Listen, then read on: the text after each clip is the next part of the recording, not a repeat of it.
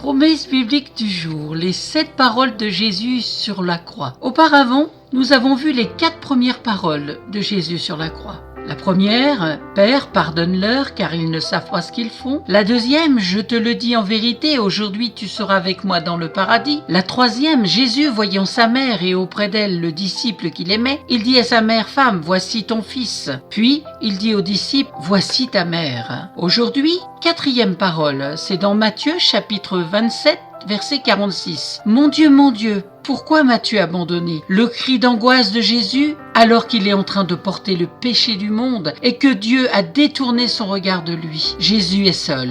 Alors que nous sommes quelquefois en train d'abandonner Dieu et de lui tourner le dos, Jésus n'a-t-il pas ce même cri d'angoisse à notre égard ? 5e parole, c'est dans Jean 19, verset 28. « J'ai soif ».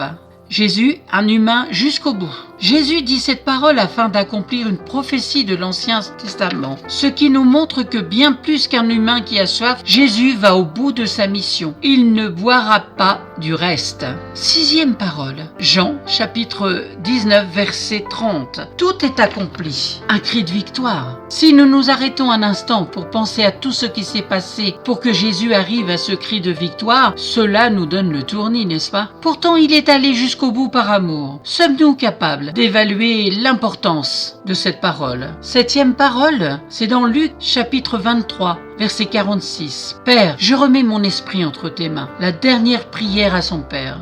Quel moment impalpable que celui de rejoindre le Père et d'entrer dans son repos. L'esprit en paix. Et ça peut être la même chose pour chacun de nous. Aujourd'hui, si nous venons au pied de la croix de Jésus, là où Jésus a tout accompli, là où Jésus a versé son sang, où il a donné sa vie pour chacun de nous, pour nos péchés, pour nous pardonner, parce qu'il nous aime. Amen.